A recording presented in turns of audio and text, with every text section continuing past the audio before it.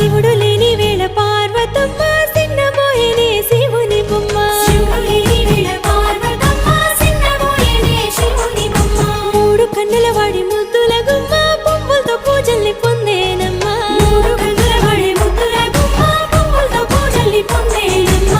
గౌరమ్మే బతుకమ్మై ఎత్తుకొని వచ్చనే నెత్తిపై మేఘాలు ఏడేడు సంద్రాల ఎదరు పొంగిన నీళ్లు తీసుకొని వచ్చనే తిరుగుతూ వాగులు నురగలై పొంగెనే చెరువుల తూములు ఉత్తరం దక్షిణం నువ్వెక్కిపోతుంటే తంగేడు బొమ్మలు బంగారమై చూస్తే